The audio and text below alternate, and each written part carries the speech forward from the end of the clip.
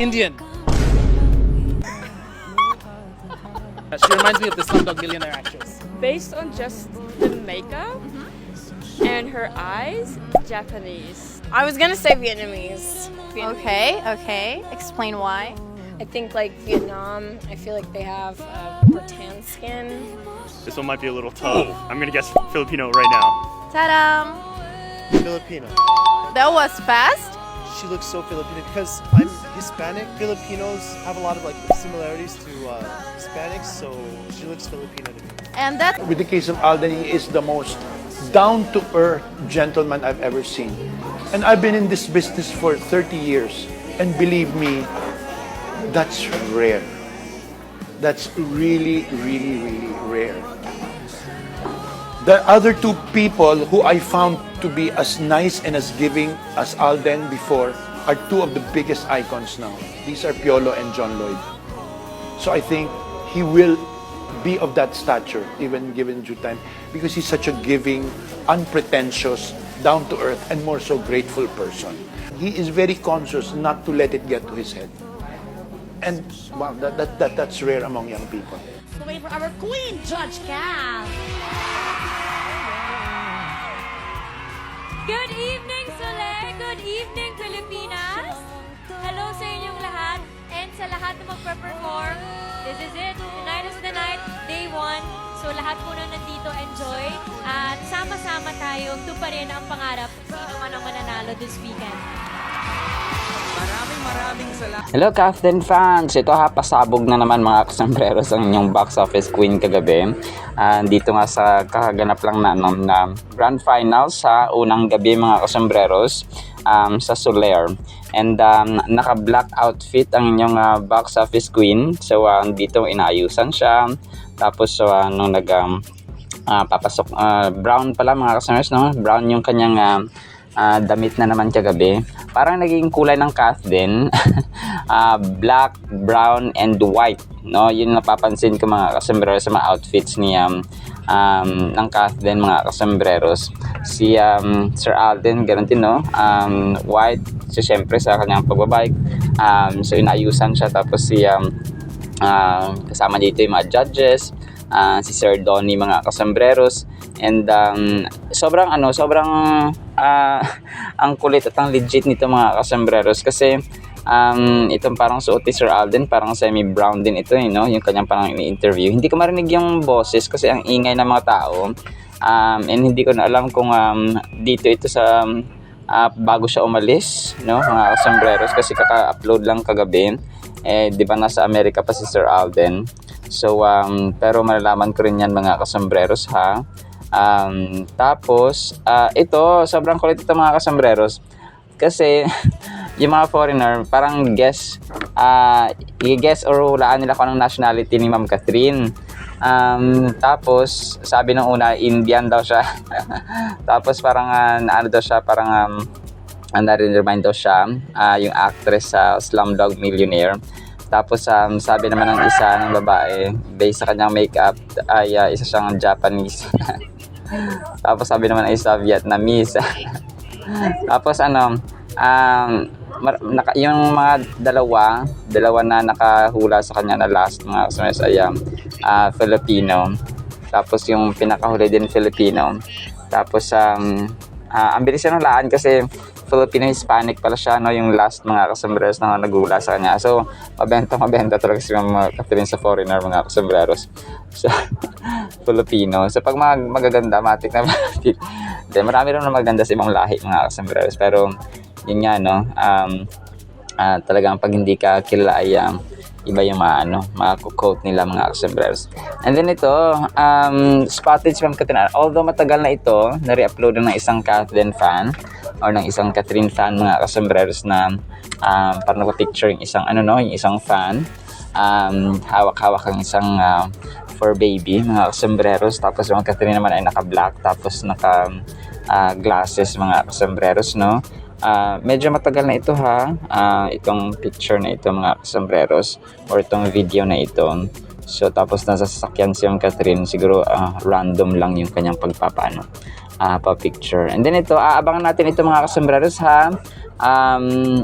parang may event pareho si sina Ma'am Catherine, no, at saka si Sir Alden sa June 28 mga kasombreros, yung kanyang TCL sa, di ba yung opening ng ng Stars on the Floor ay June 28.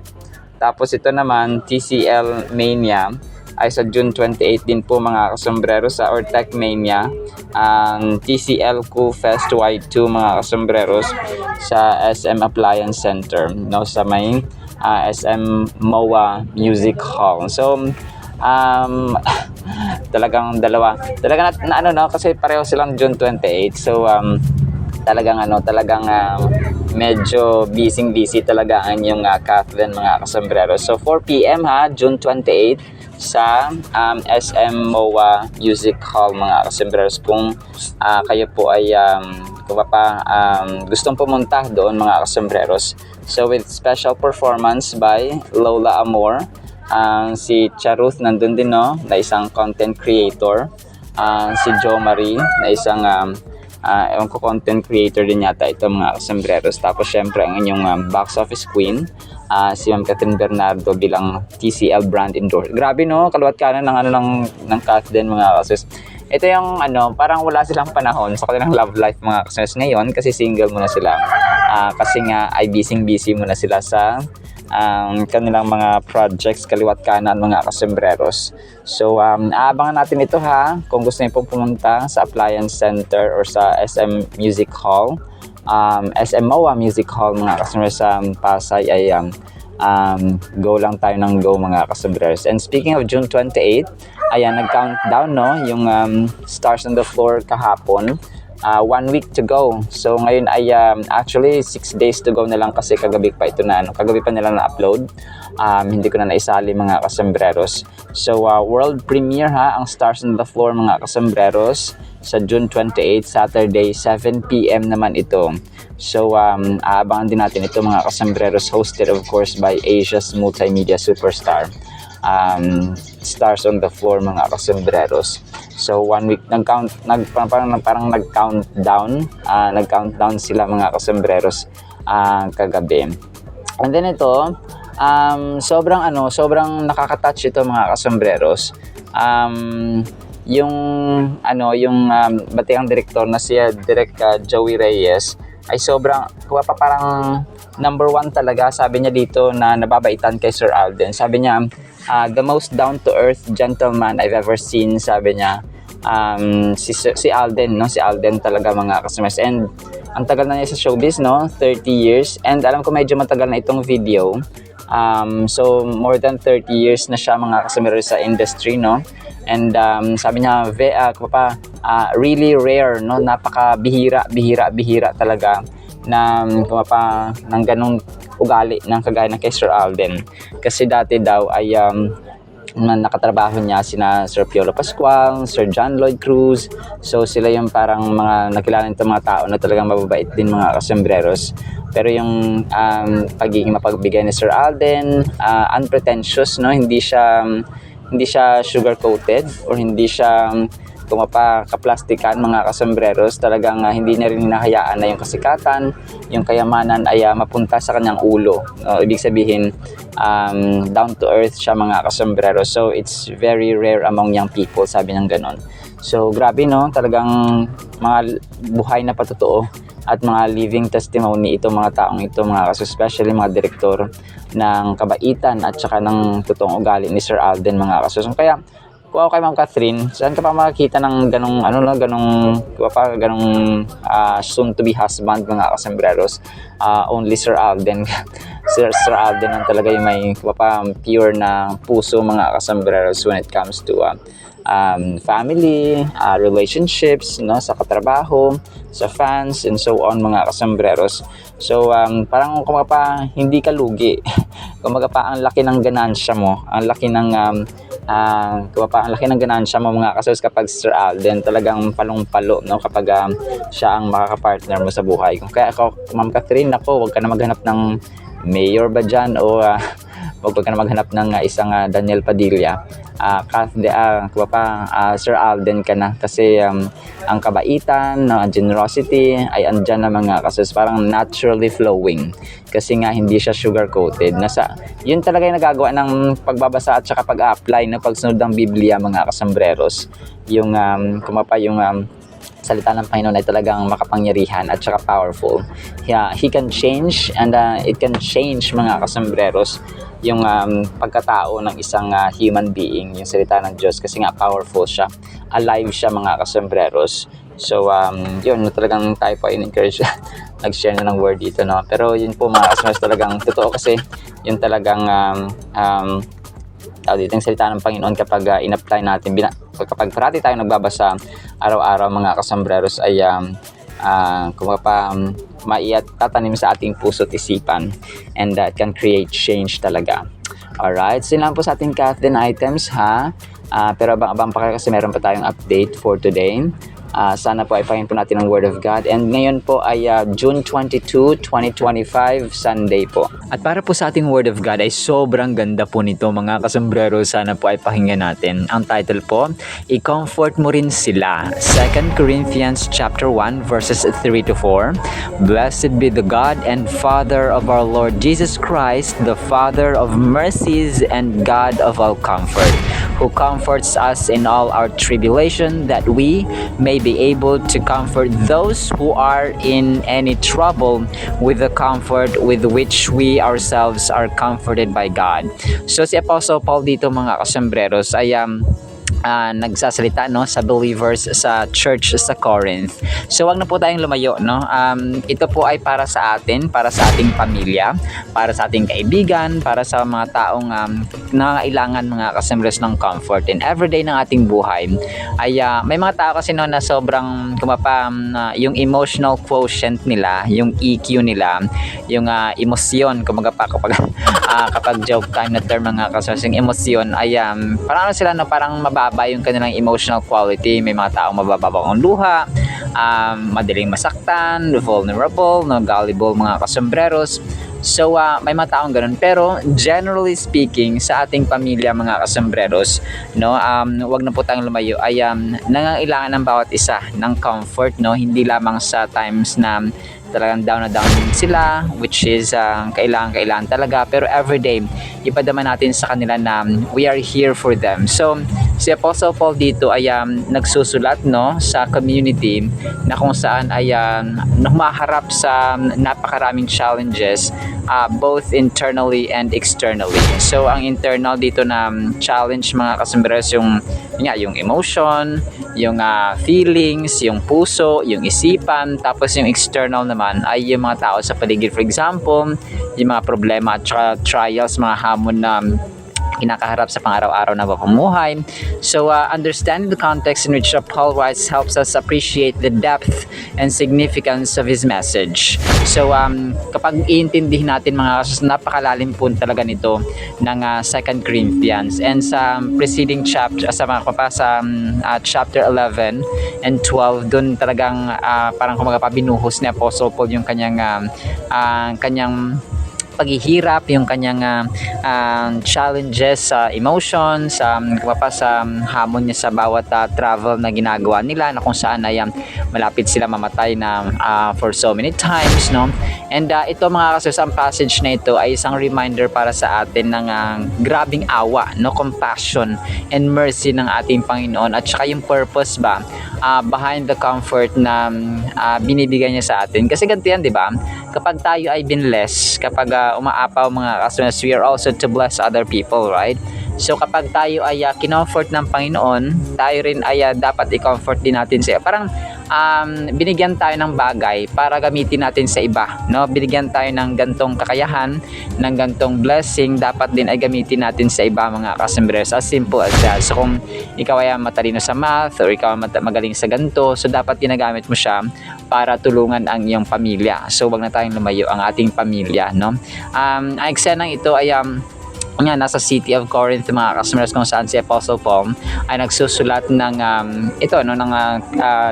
epistle mga kasambreros sa tao sa Corinth or sa mga Corinthians mga kasambreros.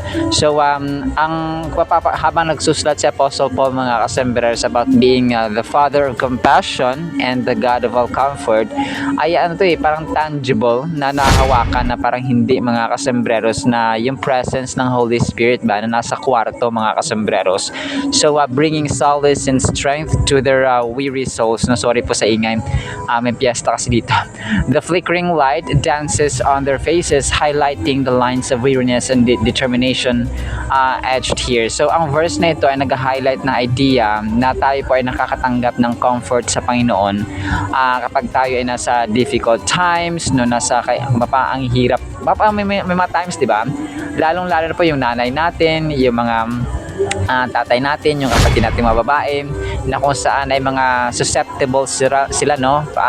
Parang kung pa madalisan tamaan ng ganito kapag may hina ang loob nila, no? May mga trials pa for example. So lalo na po sa mga difficult times mga kasambreros, we need to offer comfort sa iba, sa ating pamilya, because God has provided us the comfort that we need. Kumaga pa sapat na at sobra-sobra pa ang lakas at ang comfort na binibigay niya sa atin, so that it will overflow. No, we can use it to other people.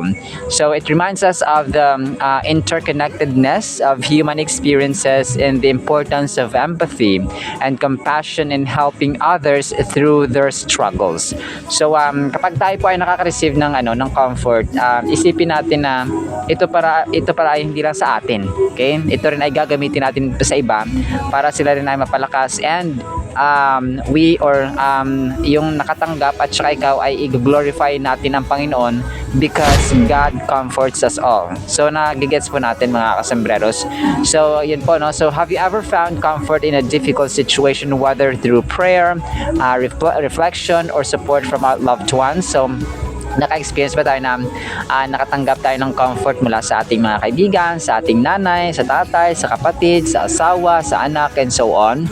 And hoping na nandyan at meron mga kasambreros. This verse encourages us to see those moments of solace as opportunities to extend kindness and empathy to others who may be going through similar hardships. So empathy, kumaga pa, you're putting yourself into someone else's shoes mga kasambreros.